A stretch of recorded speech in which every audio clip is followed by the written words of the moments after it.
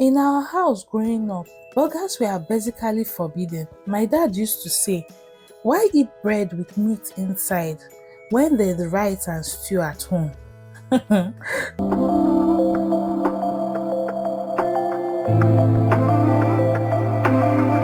To African parents, burgers were not real food. It was just an expensive confusion. So every time we passed fast food places, my sisters and I would stare through the car window like homeless children in a movie.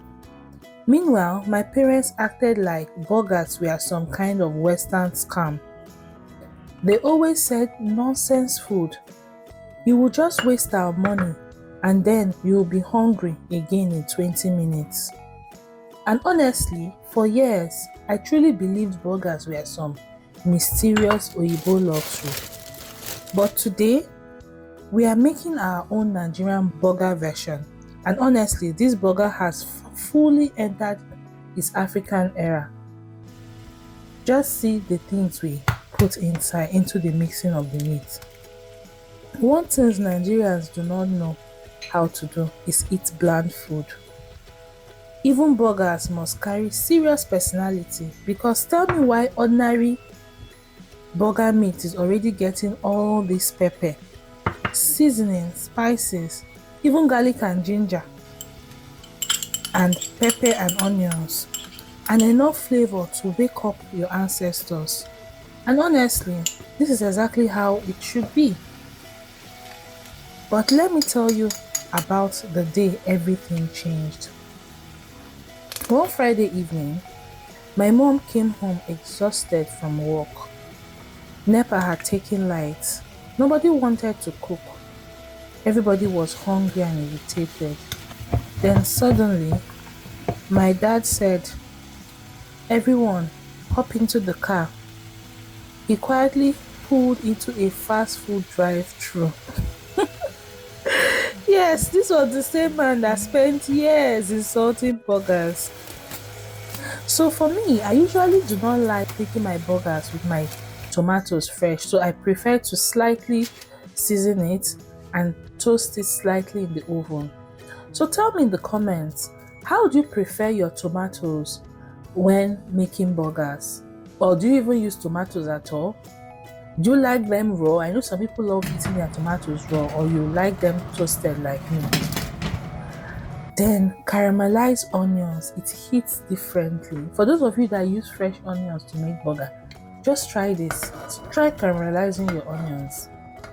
It is just this special, deep, sweet flavor that the onions releases when you caramelize it. It gives the whole burger a whole different new flavor.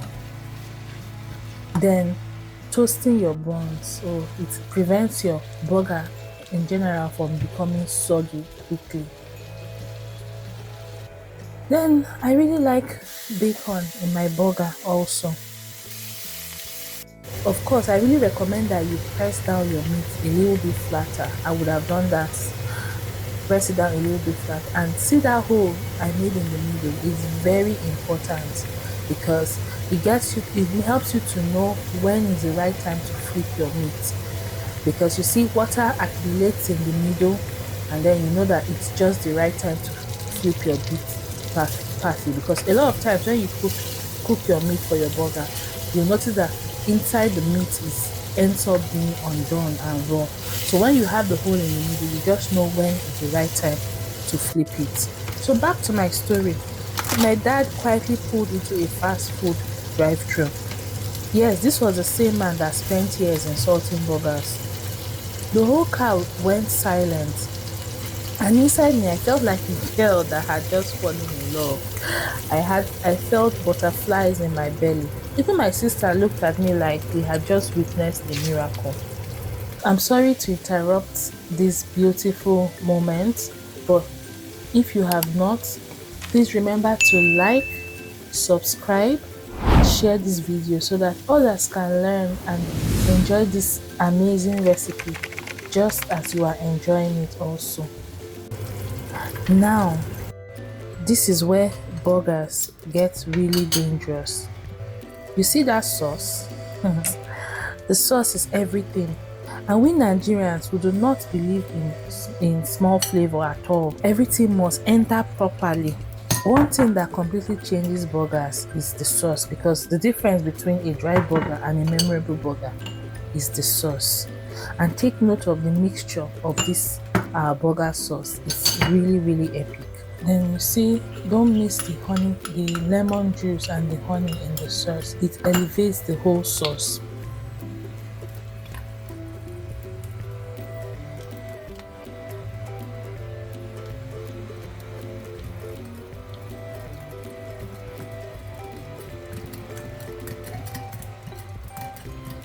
Now this is where the burgers become really special. That soft buns that was toasted, juicy meat that was well cooked, because I don't really believe in eating rare meat, the vegetables, the sauce, and honestly, once the burgers start coming together, begin with the sauce on the bun, suddenly everyone in the house starts passing through the kitchen. They all claim they were not hungry, but they are just coming to check something. So it's at this point that I'm making burger that you remember that you need to check something in the kitchen. And then back to my story. I still remember that night like it was yesterday. When my dad took that first bite, the entire car was quiet. Music was playing softly from the radio. Burger wraps opening. Everybody was pretending not to stare at him while they were also eating their burgers. Then suddenly he said, this thing would have tasted better with pepper sauce. I did not see that coming. That was when the Nigerian transformation officially begun. After that day, burgers stopped being Oyibo food. Suddenly, Nigerians started remixing everything. Suya burgers, peppered burgers, plantain burgers. Honestly, give Africans any food long enough, we will Africanize it, and somehow it always becomes louder and tastier. Just look at this beauty coming together. Juicy, flavorful, and fully Nigerian approved. Honestly, this is not the kind of burger you eat quietly or you eat alone. Remember to invite your friends and your family to join you. You know something? The older I get, the more I realize food is never really just food. Sometimes it is family.